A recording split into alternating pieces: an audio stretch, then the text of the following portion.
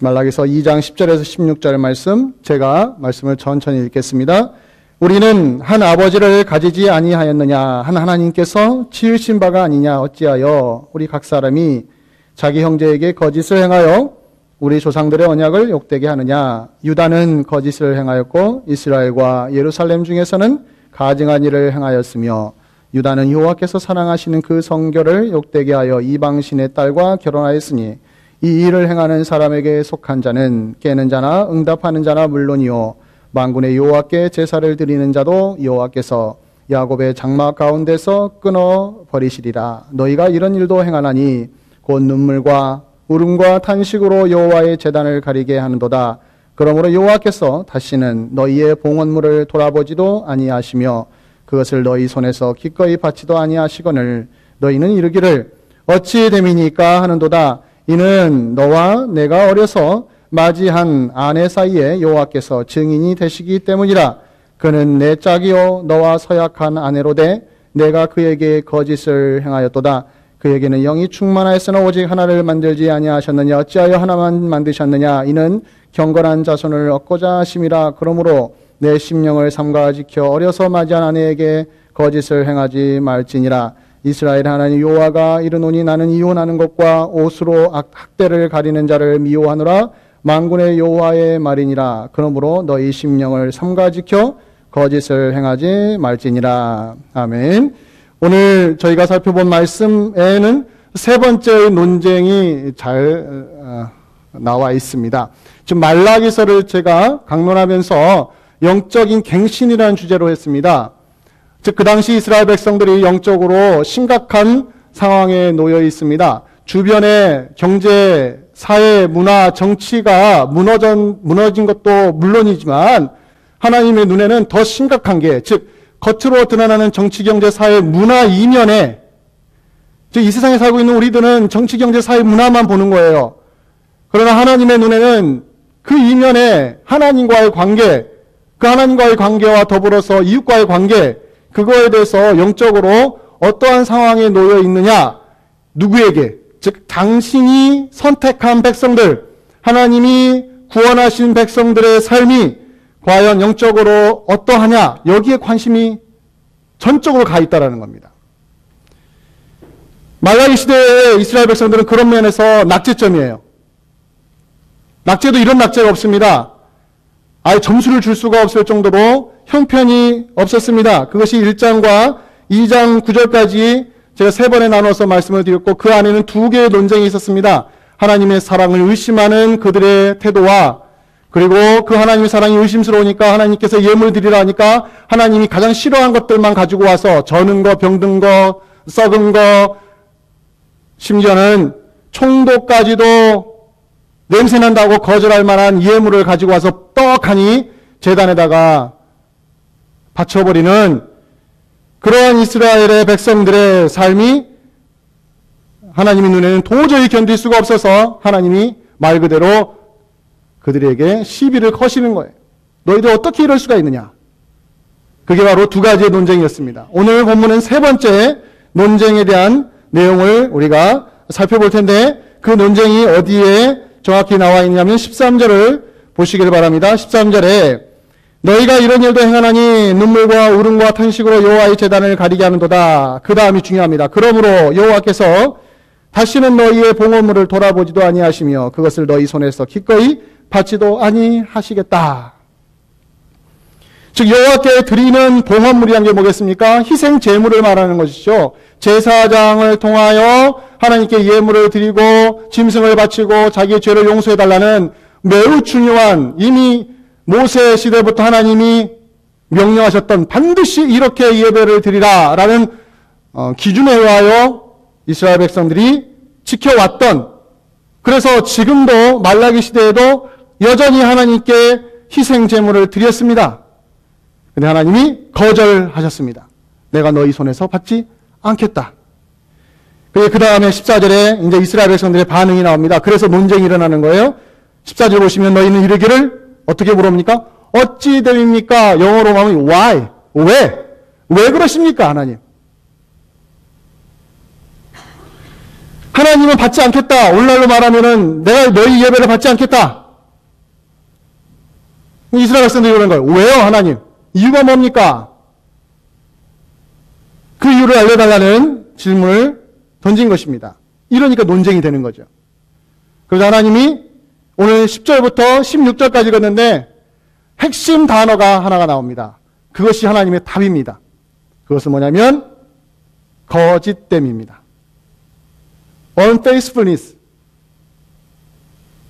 그러니까 불성실한 거예요. 진실이 그 안에 담겨있지 않다라는 거죠. 거짓됨, 백성들의 거짓됨 때문에 하나님이 노하신 거예요. 그 증거가 오늘 10절, 11절, 14절, 15절, 16절에 나옵니다. 5번에 걸쳐 나와요. 5번, 우리가 7절 읽었는데 7절 중에 5절에 똑같은 단어가 반복해 나오는 거예요. 너희가 거짓되다, 거짓되다, 거짓되다.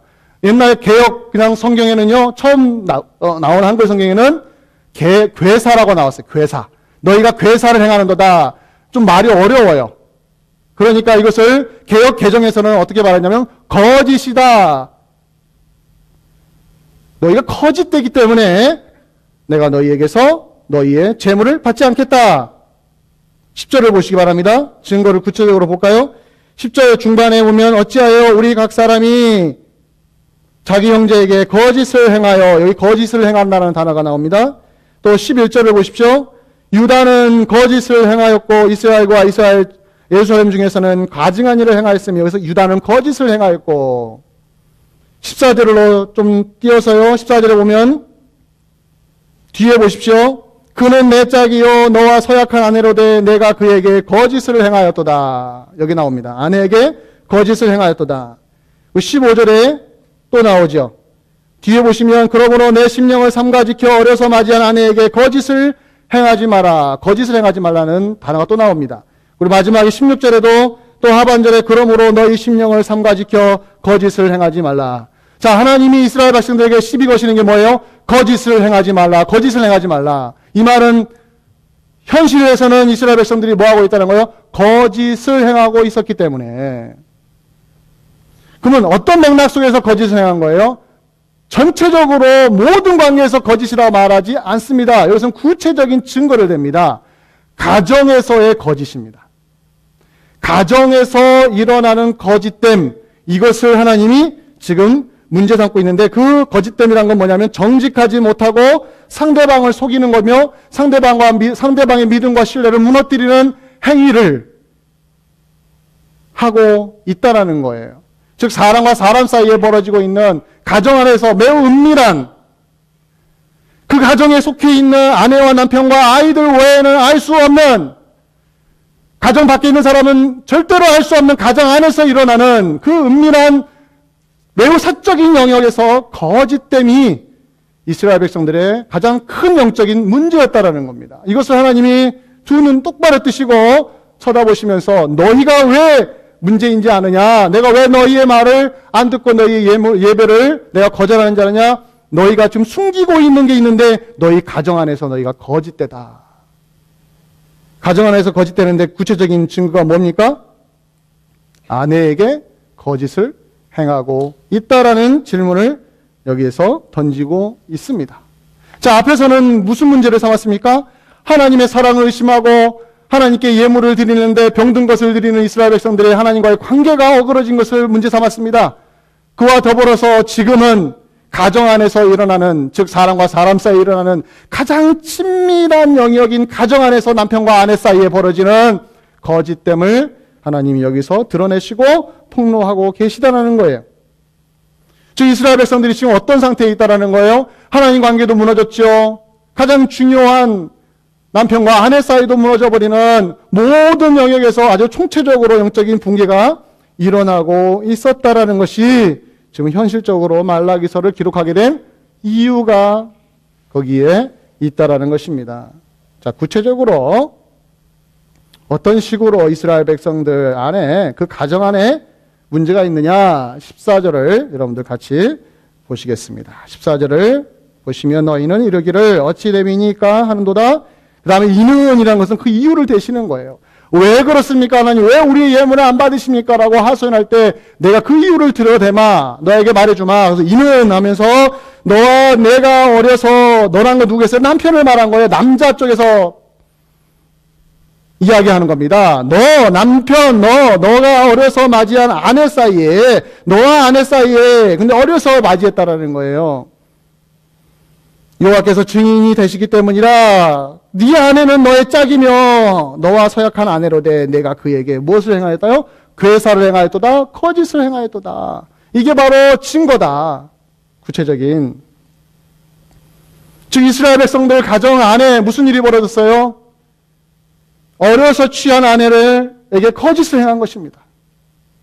아내의 믿음을 무너뜨리는 행동을 남편들이 했던 것이죠. 이것은 특별히 아내의 입장에서 말하지 않고 남편의 입장에서 남자의 눈에서 이야기하고 있는 거예요. 시각에서. 남자들이 지금 아내에게 어떻게 행동하고 있었느냐. 그게 바로 남편들이 아내에게 거짓을 행함으로 말미암아 가정이 붕괴되어 버린 것이죠. 이것을 좀 더 구체적으로 이렇게 하나님이 이야기하십니다. 16절을 보시기 바랍니다. 도대체 아내에게 괴사를 행하고 거짓을 행한 것이 무엇이냐? 16절을 보시면 이스라엘 하나님 여호와가 이르노니 나는 이혼하는 것과 옷으로 학대를 가리는 자를 미워하노라 만군의 여호와의 말이니라. 여기 두 가지 증거가 나오죠. 하나는 뭐예요? 이혼하는 것과 다른 하나는 뭐라고 말합니까? 옷으로 학대를 가리는 자요. 즉 남편들이 그 당시 이스라엘의 남편들이 뭐 하고 있었습니까? 아내와 이혼해버리는 거예요. 아내를 버려버리는 것이죠. 두 번째는 남편들이 옷으로 학대하는 것을 가려버립니다. 여기서 이혼을 이야기하는데 아내를 버린다는 뜻으로 이야기하는 거예요. 즉 이혼 자체를 정죄하고 비난하는 것이 아니라 왜 이혼을 하느냐에 대한 문제 제기를 하고 있는 겁니다. 즉 이혼이라는 수단과 방법을 통하여 자기가 싫어하는 아내를 버려버리고 딴 여자한테 장가가는 거예요. 이 당시에. 그래도 아무렇지도 않았어요. 좀 더 자세히 설명을 드리겠습니다. 두 번째는 옷으로 학대하는 걸 가린다는 거예요. 표현이 학대하는 것과 옷으로 가리는 것을 두 개가 합쳐진 거예요. 학대하는 것을 문제 삼는 것 같은데 더 본질적으로 옷으로 그 학대하는 걸 가리는 걸 문제 삼고 있다는 거예요. 또 이게 무엇인지 좀 더 자세하게 설명을 드리겠습니다. 자, 두 가지를 말씀드렸는데, 자, 첫 번째는 아내를 버리는 행위를 이스라엘의 남편들이 하고 있었다는 거예요. 그 당시에.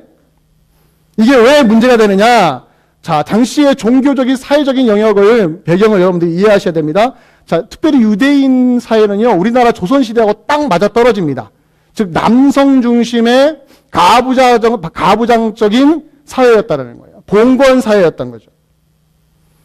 즉, 남편이 최고였습니다. 남자로 태어나는 것이 영광이었고, 남자로 태어난 것이 하나님의 선물이었으며, 여자로 태어나지 않는 것에 대해서 감사했던 사람들이 이스라엘의 남자들이었습니다. 따라서 여인의 입장에서는 여인으로 태어난 게 한평생의 후회였고, 가슴 치는 일이었고, 통곡하는 일이었던 게 바로 그 사회였어요. 그래서 그 당시 남자들이 어떻게 했냐면 내가 이 여자하고 살기 싫은데 어떻게 할까? 그래서 하는 것이 이혼 증서를 써주는 겁니다. 이혼 증서를 써주는데 그 이유가 뭐냐? 싫어도 되는 거예요. 싫어도 그냥 이혼 증서만 써주면 아내의 동의도 필요 없습니다. 남편이 이혼 증서를 써가지고 주면은 이혼이 성립이 되는 거예요. 그러면 여자는 쫓겨나게 되어 있습니다. 자, 문제가 뭐냐면요. 여인이 쫓겨나서 사회활동을 하고 경제활동을 하고 그럴 수 있는 사회라면은 별 문제가 안 될 수 있는데 그 당시는 남성 중심이기 때문에 남자만 일할 수가 있고 남자만 사회생활을 할 수 있어요. 여인은 아내는 집안에서 아이를 키우고 가정살림하며 그렇게 살았어요.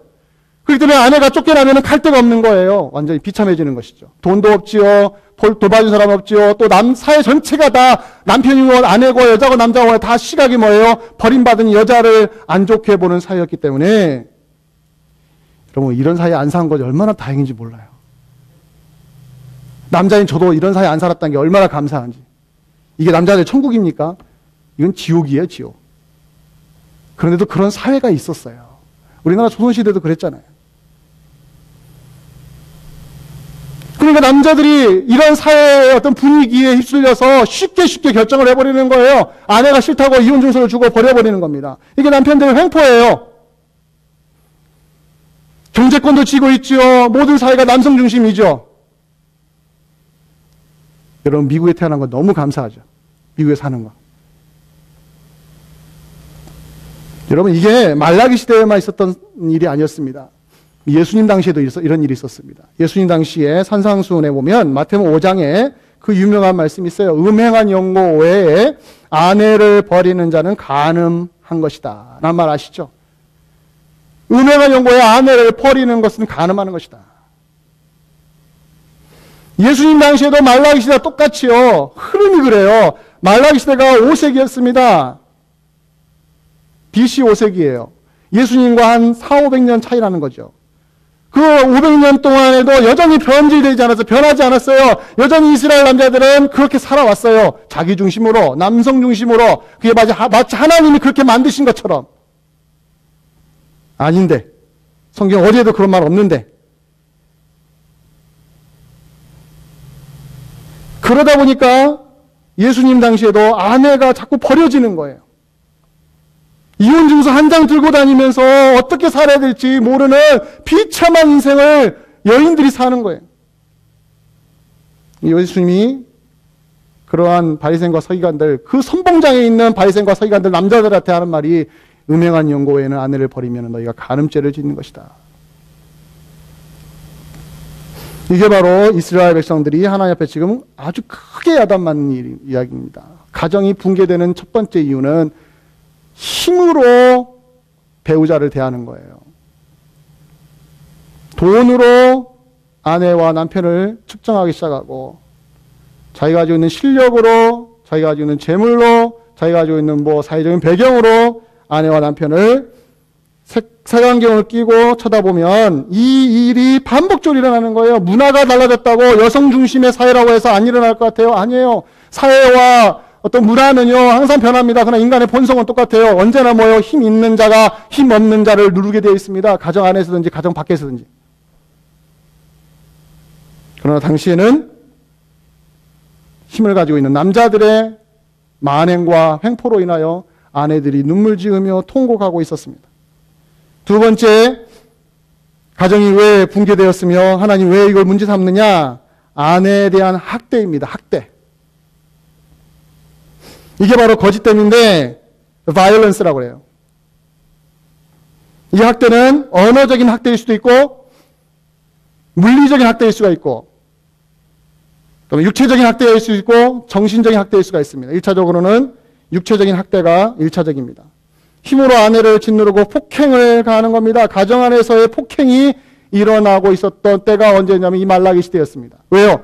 남성 중심이기 때문에 또 남자가 남편이 아내를 싫어하면 이혼증서를 준다 하잖아요. 근데 이혼증서 주기 전까지는 계속 괴롭히는 거예요. 마음에 안 드니까. 그런데 문제가 더 심각한 거 뭐냐면 옷으로 가렸다라는 거예요. 이 표현이 더 무섭습니다. 이래서 거짓된 거예요. 아내를 폭행해놓고는 무엇으로 가려요? 옷으로 감쌌다라는 거예요. 무슨 뜻이죠? 때려놓고는 그 멍든 자국을 옷으로 감싼 거예요. 누구에게 보여주려고? 다른 사람한테 보여주려고 감싼 거예요. 나 아무 짓 안 했다. 이래서 가증한 거예요. 이래서 거짓된 거죠. 남에게 들키지 않기 위하여 집 안에서는 때리고 밖에서는 옷을 가려주는 거예요. 누가? 남편이. 몸에 멍이 걸게 해놓고는 그 흔적을 남았잖아요. 이걸 숨기는 거예요, 자기가. 왜? 자기 체면 때문에. 자기가 잘못하지 않았다고. 이것은 무엇을 의미하냐면 자기가 지은 죄를 덮어버리는 인간의 본성을 이야기해주고 있는 겁니다. 즉 아내를 학대했다는 것은 단순히 해서는 안 될 일 했다고 보다는 인간의 본성이 그대로 드러난 흔적이라는 거예요. 그리고 그것을 가리는 거예요. 이 가정 안에서 일어나는 아내가 당하는 이 폭력 앞에 하나님이 분노하신 것이죠. 왜요? 아내들이 힘이 없으니까. 눈물만 지으니까 맞으면 맞아야 되고 이혼유서 써주면 쫓겨나야 되고 그 시대에 태어났던 그 아내들이 무슨 잘못입니까? 현재 사는 저도 이렇게 화가 나는데 그 시대 사람도 얼마나 화가 났겠어요. 해서는 안 될 일이잖아요. 근데 하고 있어요. 며칠 전에 제가 들었던 하나의 이야기가 있습니다. 한 남자가 아내를 찾겠다고 공개적으로 어떤 TV 프로그램에다가 신청을 했습니다. 그래서 아내를 찾아달라고. 난 아내를 너무 사랑한다고. 그래서 그 PD와 함께 추적을 해갔어요. 도대체 아내가 어디에 있나. 근데 기가 막힌 건 아내를 찾아가는 와중에 숨겨왔던 사실 하나가 발견이 된 겁니다. 드러난 거예요. 그것은 아내가 집을 나간 이유에 대한 겁니다. 왜 집을 나갔냐. 알고 봤더니 남편의 폭력 때문이었어요. 근데 남편은 아내를 찾는다고 하면서 자기가 폭행한 거에 대해서는 한마디 말 안 하는 거예요. 이게 바로 옷으로 가리는 겁니다. 그러면서 뭐라고 그래요? 아내를 사랑합니다. 아내를 너무 좋아합니다. 아내를 너무 아낍니다. 그런데 뭐예요? 집에서 뭐 하고 있었어요? 아내를 때렸어요. 그러면서 아내가 우울증이 심각해서 나갔다. 다른 남자가 바람나서 나갔다. 이렇게 은근히 흘리는 거예요. 그래도 나는 용서하겠다고 그러네요. 인간이 얼마나 가증한지 아시죠? 안 드러날 줄 알았어요. 근데 이게 어떻게 드러나게 됐냐면 그 아내의 여동생, 처제죠. 처제하고 대면하다가 알게 된 거예요. 이게 처제가 폭행 이야기하니까 막 카메라를 갖다 치우는 거예요. 거리 가라고, 저리 가라고. 그 말 나올 줄 몰랐던 거죠. 근데 어떻게 해요? 카메라가 계속 갖다 댄 거죠. 끝까지 들었어요. 알고 봤더니 이 도망친 아내가 여동생한테 말하기를 나 못 살겠다. 한두 번도 아니고 매번 자기가 화나가지고 자기 아내인 자기한테 폭행을 가하고 얼굴이 멍들고 그래서 또 인증사진을 찍어놨어요. 피멍들고 입술이 터지고 온몸에 부상이 있고 멍들고 그걸 찍어놨어요. 이걸 보여준 거예요. 남편한테. 이거 보라고. 뭐라고 한줄 알아요? 잘못했습니다가 아니라요. 운전하러 가다가 하도 쟁쟁쟁거리길래 이렇게 한번 때렸대요. 이게 인간, 이게 사람이. 이게 한번 때렸대요. 증거를 갖다 대도 자기 잘못을 인정하지 않는 게 사람이에요. 그러면서 자기는 잘못 없다는 거죠. 자기는 폭행한 것이 아니라는 거예요. 아내가 자기의 화를 돋궈서 한 번 살짝 때렸는데 그렇게 멍들었다. 이게 바로 뭐예요? 옷으로 학대를 가리는 행위입니다. 해서는 안 될 행동을 해놓고 옷으로 가리는 거예요. 나는 잘못 없다. 이러고 있는 가정이 어디 있어요? 말라기 시대의 이스라엘의 가정이었어요. 근데 이스라엘이 누구예요? 하나님의 백성들이에요. 하나님을 섬기는 사람들인데 그들의 가정 안에서는 심각한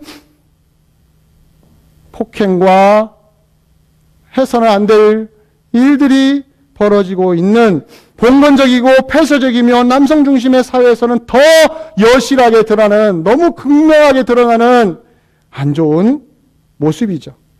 오늘날 우리에게는 상상할 수 없는, 우리 시대에는 상상도 안 되는 일들이 그 당시에는 더 많이 벌어졌습니다. 아까 제가 말씀드렸잖아요. 아내들은 당하고 눈물만 흘리고 도망갈 데도 없고. 하나님이 그것을 들으시고 화가 나신 거예요.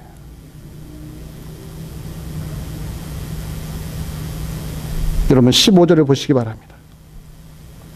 이런 말씀이 있어요. 그에게는 영이 충만하였으나 오직 하나를 만들지 아니하셨느냐. 어찌하여 하나만 만드셨느냐. 이는 경건한 자손을 얻고자 하심이라. 그러므로 내 심령을 삼가 지켜 어려서 맞을 아내에게 거짓 행하지 말라. 무슨 말하고 있는 거예요? 하나님이 원하시는 건 경건한 자손을 얻기 위하여 결혼 계약을 통하여, 결혼 언약을 통하여 서로 뭐예요? 남편과 아내가 서로 사랑하며 하나님을 섬기는 마음으로 서로를 존중하며, 이게 하나님의 뜻이었습니다. 이걸 정면으로 무너뜨리고 경건한 자손을 얻고 싶어하는 하나님의 뜻과 정반대되는 모습을 이스라엘의 남편들이 행동하고 있었다는 겁니다. 여러분, 이건 누구나 다 아는 거예요. 여러분들 결혼식 하면은 예수 믿는 사람으로서 결혼식 할 때 목사님들이 이런 말 하잖아요. 하나님이 맺어주신 짝을 사람이 갈라놓을 수 없다라는 이야기를 성경이 말하고 있지 않습니까?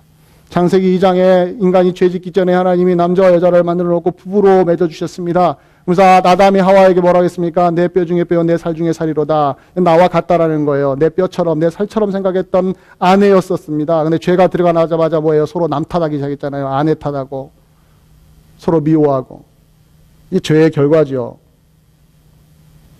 마태복음 19장 3절 이하에서도 창세기 2장에 있는 사건을 통해서 예수님이 뭐라고 했습니까? 아내를 버리지 마라. 아내를 버리지 마라.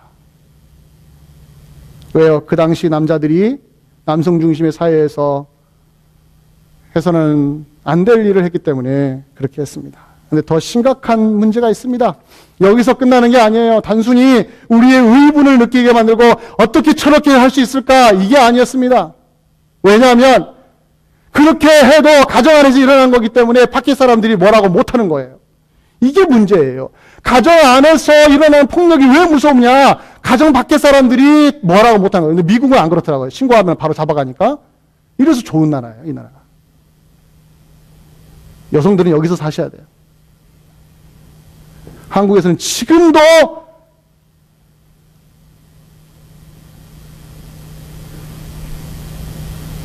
남자들이 내 각신데 내 마음대로 하지 누구 마음대로 해. 이런 말을 함부로 하고 있습니다. 사실 아까 제가 예화 들었던 것도 그랬어요. 그 대사가 나와요. 내 각신데. 이렇게 말해요. 내 각신데. 당신이 무슨 상관이야. 왜 심각하냐면 아내를 버리고 아내에게 학대하고 아내에게 폭행을 가하는, 그래서 가정이 먹는데도 불구하고 이스라엘 남자들이 지금 뭐하고 있어요? 하나님 앞에 와서는 뭐하고 있어요? 예배를 드리고 있다는 거예요. 예배를. 이거 보시죠. 자, 13절을 보시기 바랍니다. 아까 읽었죠. 너희가 이런 일도 행하나니 눈물과 울음과 탄식으로 여호와의 제단을 가리게 하는도다. 왜냐하면 여호와께서 다시는 너희의 봉헌물을 돌아보지도 아니하시고 그것을 너희 손에서 가까이 받지도 아니하신다. 이스라엘 남자들이 뭐예요? 하나님 앞에 제물을 드리고 예물을 드리고 제사를 드립니다. 하나님 안 받겠다고 하니까 눈물 흘리며 통곡하며 왜 안 받습니까? 하나님 받아주세요 하는데 얼마나 거룩해 보여요. 얼마나 열심히 있어 보여요. 그런데 가정 안에서는 아내를 함부로 버리고 아내에게 폭행을 가하는 모습이 있었던 거예요. 오늘날로 말하면 교회에 와서는 거룩하게 예배드리지만 가정에서는 폭력과 학대를 하고 있는 두 얼굴을 가진 신앙인의 모습을 가지고 있었다는 겁니다. 이 당시 이스라엘 남편들이 두 얼굴의 신앙생활을 한 것입니다. 마치 지킬 박사와 하이드와 같아요. 여러분 잘 아시죠? 지킬 박사와 하이드. 그 유명한 소설책. 한 사람 안에 지킬 박사 또 하이드가 있어요. 사람들로부터 존경받는 박사였던 지킬 박사가 있고 또 어느 순간에는 바뀌어서 가장 저주받고 가장 사람들이 싫어하는 하이드와 같은 악마 같은 모습으로 변해버리는, 그것을 소설화된 거, 소설로 만든 거 아니겠어요? 인간의 내면에 있는 악한 본성을 정말로 기가 막히게 잘 표현한 책이 지킬 박사 하이드인데, 그 얼굴이 바로 교회의 얼굴과 가정에서 얼굴이 완전히 다른 신앙인을 빗대어서도 얼마든지 적용할 수가 있다라는 겁니다. 서로 다른 얼굴을 가지고 있는데 신앙생활은 아무렇지도 않게 할 수 있는, 그게 누구예요? 사람이라는 거예요, 사람. 어떻게 이런 일이 가능해요, 여러분들? 치를 떨어야 되는데 어떻게 이런 일이 가능합니까? 어떻게, 지금 무슨 이야기하고 있는 거예요? 예수 안 믿는 사람에 대한 이야기하는 게 아니에요. 하나님 모르는 사람들에 대한 이야기가 아니라 하나님 앞에 예배드리고 있는 사람들을 지금 대상으로 하나님이 지금 화가 나신 거예요. 어떻게 너희가 내 앞에 나오면서, 거룩한 내 앞에 나오면서 가정에서는 너희 마음대로 행동하느냐? 어떻게 이런 일이 가능하냐? 바로 예배와 생활을 분리시켰기 때문인 거예요. 오히려 생활을 면제받기 위하여 예배를 드리는 식으로 이스라엘 백성들이 삼았다는 겁니다. 이게 심각해요. 즉 예배 드리면서 우리가 잘못 살았구나 하고 생활로 들어가서 고치는 것이 아니라 생활을 자기 마음대로 살아놓고는 면제부를 받으러 교회에 오는 거예요. 예배 드려주는 거예요. 하나 이렇게 예배 드렸으니까 됐지요. 이게 바로 여러분들 공적인 예배에서는 거룩하게 보일 수 있는 게 우리의 모습이지만 사적인 영역으로 나가면은 내 마음대로 하고 싶은 유혹이 있어요. 가정에서만은 하나님 눈치 안 보고 내 마음대로 살고 싶은 욕망이 있다는 거예요. 이게 우리로 하여금 하나님을 배신하게 만드는 가장 무서운 적입니다. 여러분 신앙적인 이슈입니다. 이것은 오늘날 이 시대에 마태복음 5장 23절 이하에 이런 말씀이 있어요. 재단에 예물을 드리다가 형제에게 원망들을 만한 이것은 어떻게 했어요? 예물을 드리다 말고 놔두고 어떻게 했어요? 가서 형제와 화해하고 오라고 했죠. 자, 두 가지의 모습입니다. 하나는 예물을 드리는, 예배 드리는 모습과 하나는 사생활에서의 형제와의 관계예요. 이 두 개가 분리가 안 됩니다. 그러나 그 당시 예수님 당시에도 이 두 개를 분리시켰어요. 아무렇지도 않게 분리시켰어요. 하나님이 예수님이 뭐라고 그래요? 이건 두 개가 하나이지 분리시킬 수 없다. 너 그거 중단하고 가서 형제와 화목하고 돌아오라. 그럼에도 불구하고 형제하고 화목하지 않는 이유는 뭐냐? 예배는 아무 상관이 없다는 걸, 무엇과? 나의 사생활과. 예배만 잘 드리면 된다는 종교화되어 버리는, 의식화되어 버리는 그런 게 문제라는 겁니다. 이걸 정면으로 비판을 하셨죠, 예수님이. 하나 더 증거를 대면요. 마태복음 15장 3절 이하에 이런 말씀이 있어요. 당시 유대인들이 부모에게 잘해야 되는데, 그 부모에게 잘해야 되는 것을 물질적으로 공양을 해야 되는데요. 이걸 안 하고는 어떻게 말하냐면, 하나님께 드리면 부모에게는 안 드려도 된다 라는 묘한 어떤 룰이 생겼어요. 어떻게 이런 룰이 생겼는지 모르지만, 그래서 부모에게 해야 될 일을 안 해버리는 거예요. 하나님께 했기 때문에. 하나님, 예수님이 그거 가지고 뭐라고 하냐면, 너 그렇게 하면 안 된다는 거예요. 이게 바로 신앙인들이 가지고 있는 이율배반적인 두 얼굴일 수 있다는 겁니다. 우리 모두 다 이런 얼굴을 가질 수가 있다는 거예요. 교회 안에서의 모습과 교회 밖에서의 모습이 언제든지 분리될 수 있어요. 언제든지 다를 수 있어요. 여러분, 오늘날 기독교가 왜 세상으로부터 배척당하느냐? 그 이유를 여러분들 잘 아셔야 돼요. 친척이나 형제나 부모나 친구나 직장, 즉 이 교회라는 울타리를 벗어난 모든 삶의 영역에서 그리스도인이 거짓되고 불성실하면 바로 그 쓴 뿌리와 쓴 열매를 교회가 그대로 받아낸다는 겁니다. 이게 바로 오늘날 기독교의 가장 치명적인 약점입니다. 그래서 교회만 모이고 교회 헌금도 많이 하고 교회가 부자가 되었습니다. 이웃에게는 돈을 안 줘도 교회에서는 열심히 바쳤습니다. 하나님께 바쳤으니까 나머지 돈은 다 내 것이다, 이렇게 생각하고 마음대로 썼습니다.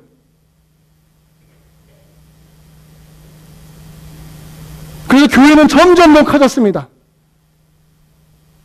돈이 모이니까, 사람이 모이니까 당연히 건물도 좋아지죠. 그러나 각 개인의 그리스도인들의 삶을 들여다보면 교회 밖에서의 모습은 어땠습니까? 거짓과 불성실함이 가정에서 아내에게 함부로 대하고 자식에게 함부로 대하며 사회에서 함부로 행동하는 그런 일들이 자꾸 벌어지니까 그 옆에서 보고 있었던 일반인들이 교회가 왜 이러냐. 그들은 다 크게 안 봐요. 크게 안 봐요. 딱 한 사람만 봅니다. 누구요? 자기와 만나는 그리스도 한 사람만 보는 거예요.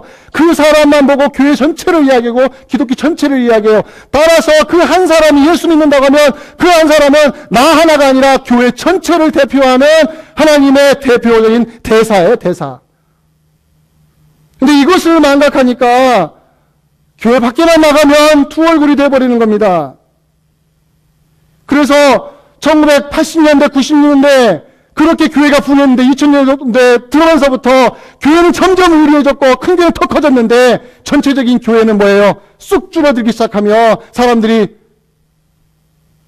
교회를 세상의 독이라고 이야기합니다. 독. 저는 할 말이 없어요. 그 말에 대해서. 왜 이런 말이 나왔느냐? 어디서부터 고쳐야 되냐? 고칠 수가 없어요. 각 개인 그리스도인들이 교회 예배드리는 모든 예수 믿는 한 사람 한 사람이 하나님의 대사이다. 나는 하나님을 대변하는 사람이고 나 하나의 행동으로 하나님이 완전이다. 욕을 먹을 수 있으며 교회 전체가 다 희생을 당할 수 있다라는 경각심을 가지고 밖에 나가서 행동을 해야 되는 것입니다. 그래서 예수님이, 하나님이 구약에서 뭐라고 했어요? 10계명에 1계명부터 4계명에서는 하나님과의 관계를 이야기하고 5계명부터 뭐라고 했습니까? 부모의 관계, 이웃과의 관계, 뭐예요? 주변 다른 사적인 영역으로 관계를 이야기, 이 두 개를 뭐예요? 하나로 묶어주고 있잖아요. 분리시키지 않았어요. 또 예배소서에 보면은 성령 충만을 받으라 해놓고는 뭐라고 나와요? 부모에게, 자식에게, 부부간에 아내를 어떻게 대하고 남편을 어떻게 대하라, 아주 구구절절히 나오고 있습니다. 또 로마서 12장 1, 2절 여러분들 한번 찾아보겠습니다. 로마서 12장 1, 2절. 로마서 12장 1, 2절입니다.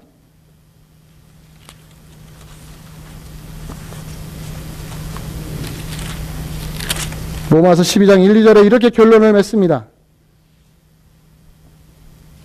로마서 1장부터 11장까지는 하나님이 어떻게 우리 죄인을 구원하셨는가 이런 이야기를 쭉 이야기해 줬어요. 아주 자세하게. 하나님이 얼마나 궁일이 많으시며 하나님이 어떻게 우리를 구원하시기 위하여 자기 아들을 이 땅에 보내셨는지를 이야기하면서 12장 1절부터 그러므로 형제들아 들으라 내가 하나님의 모든 자비하심으로 너희를 권하노니 너희 몸을 하나님이 기뻐하시는 거룩한 산제사로 드리라 이는 너희가 드릴 영적 예배니라 해놓고 그 뒤에 뭐가 나와요? 이 세대를 문받지 말고 마음을 선하게 하고 마음을 새롭게 해서 변화를 받아 하나님이 선하시고 기뻐하시고 온전하신 뜻이 무엇인지를 분별하도록 하라. 그 뒤에 쭉 보십시오. 여러분들 9절, 10절, 11절, 9절에 사랑에는 거짓이 없나니 악을 미워하고 선에 속하라. 10절에 형제를 사랑하여 서로 우애하고 존경하기를 서로 먼저 하며 11절에 부지런하여 게으르지 말고 열심을 품고 주를 섬기고 12절에 소망 중에 즐거워하며 환난 중에 참으며 기도에 항상 있으며 13절에 성도들의 쓸 것을 공급하며 손대접하기를 힘쓰라. 무슨 이야기하고 있는 거예요? 구원의 이야기를 하고 있다가 어디로 끌고 가는 겁니까? 우리의 사적인 생활로 끌고 가는 거예요. 그러면서 무엇이 하나님 앞에 드릴 영적 예배인지 아느냐? 바로 너희가 마음을 항상 새롭게 하여서 너희가 만나는 사람들, 너희가 결혼한 아내, 남편, 너희가 낳은 자식들 뿐만 아니라 너의 형제와 친척과 모든 관계를 통하여 하나님의 하나님 되심을 증거하며 하나님 백성다운 모습을 드러내라라고 권면하고 있는 이야기. 분리가 안 된다는 것이죠. 이게 하나님의 뜻입니다. 자, 1차적으로 지금 누구에게 이야기하는 거예요? 여러분들 이 땅에서 도둑군자가 되라는 이야기 아니에요. 이 땅에서 여러분들 선인군자가 되라는 이야기 아니에요. 이 땅에서 잘만 살면 다 구원받는 이야기 아니에요. 이건 구원의 이야기가 아니라 구원받은 하나님의 백성들이, 하나님을 섬기는 사람들이, 하나님이 선택하셔서 예수 그리스도 십자가를 믿게 하신 사람들이 실제적인 생활 속에서 그것을 드러내고 비추어주고 흘려보내주며 나타내주지 않으면 누가 욕을 먹는다는 이야기입니까? 지금 하나님이 욕을 먹는 이야기를 하고 있는 거예요. 하나님이 욕을 먹기 위하여 자식을 만드신 게 아니잖아요. 하나님이 욕을 먹기 위하여 우리를 선택하신 게 아니잖아요. 그런데 우리로 인하여 하나님이 세상으로부터 조롱을 받고 있다라는 이 현실에 하나님의 가슴을 치시면서 하나님이 우리에게 하소연하는 거예요. 너희들 때문에 내가 욕을 먹고 있다 이 사람들아. 이렇게 하소연하고 있는 겁니다. 사랑하는 여러분, 결론이 뭡니까? 어떻게 해야 일상적인 삶에서 우리가 거룩함을 유지할 수 있습니까? 다시 말라기서로 잠깐 넘어옵니다. 결론 부분입니다. 말라기서 2장 15, 16절에 반복적으로 나오는 권면이 나옵니다. 말라기서 2장 15절 마지막에 보면 그러므로 너의 심령을 삼가 지켜 아내에게 거짓을 행하지 마라. 16절에는 또 이렇게 말합니다. 그러므로 너희 심령을 삼가 지켜 거짓을 행하지 말지니라. 두 가지 이야기합니다. 너희 심령을 지켜라. 너희 자신을 지켜라가 첫 번째고 두 번째는 뭐예요? 상대방을 지켜달라는 거예요. 아내에게 거짓말하지 말라는 것은 아내를 지켜달라는 것이죠. 뒤에는 뭐예요? 거짓을 행하지 말라는 거예요. 다른 이웃을 지켜달라는 거예요. 너희가 거짓말함으로 말미암아 그 이웃이 흘려야 될 눈물, 너의 아내가 흘려야 될 눈물, 너희 자식들이 흘려야 될 눈물을 한번 생각해 보라는 거예요. 너 하나 편하다고 다른 사람에게 눈물 보면 되겠냐는 이야기죠. 이 이야기를 하나님이 오죽했으면 이렇게 하소연하겠습니까? 즉 자기 자신에게는 엄격한 신앙인이 되고 남에게는 관대한 신앙인이 되라는 이야기예요. 이걸 거꾸로 하시면 교회는 망합니다. 자기에게는 한없이 관대하고 남에게는 한없이 엄격한 사람이 되면요, 이건 교회가 망하는 쪽으로 가는 거예요. 여러분들 자기 자신에게는 언제나 엄격하십시오. 항상 자기 자신에게는 최고로 기준을 높이셔서 철저하게 자기 자신을 다듬으시고 내 안에 거짓이 없는가? 나의 인간관계에 거짓이 없는가? 내가 편하게 생각하는 사람들에게 함부로 대하는 것이 아닌가? 남에게 모욕을 주는 것이 아닌가? 이런 것을 철저하게 감시하면서 여러분들 자기 자신을 돌보셔야 됩니다. 그 다음에 이것이 그 다음에는 누구에게 흘러가는 거예요? 옆에 있는 내 아내에게, 내 자식에게, 내 남편에게, 내 이웃에게 어떻게 흘러가요? 관대함으로 흘러가는 거예요. 관대함으로. 그들을 이해해주고 그들이 잘 서주도록 배려해주며 그들이 회복되도록 힘써줄 수 있는 실력, 자기를 사랑하지 않고 자기중심적으로 가지 않을 때에 그 다음부터 그 일들이 일어나는 것입니다. 사랑하는 여러분, 하나님이 지금 말라기 시대에만 이런 이야기 하시겠습니까? 오늘날 이 시대에 말라기서를 왜 들어야 되는지 여러분들 기억하십시오. 이 시대라고 말라기 시대보다 더 낫습니까? 전혀 그렇지 않습니다. 이 시대의 그리스도인들이 말라기 시대 이스라엘 백성보다 더 뛰어납니까? 전혀 그렇지 않습니다. 더 뛰어난 거 있죠. 더 잘 먹고, 더 잘 누리며, 더 잘 교육받았죠. 세상의 문명이 발달하니까 얼마나 많은 좋은 것들을 받습니까? 그러나 본성적인 것은 변하지 않았어요. 관계도 변하지 않았습니다. 언제든지 우리는 잘못 갈 수가 있습니다. 이게 바로 하나님의 백성들이 끊임없이 자기 자신을 지켜내고 자기 자신을 감시하며 하나님 앞에 서야 될 이유인 것입니다. 말씀을 마칠게요. 여러분들 끊임없이 자기 자신에게 엄격하십시오. 그리고 남에게는 관대하십시오. 그것만이 우리 교회가 살 길이며 하나님의 백성다운 모습을 이 땅에 보여줄 수 있는 모습입니다.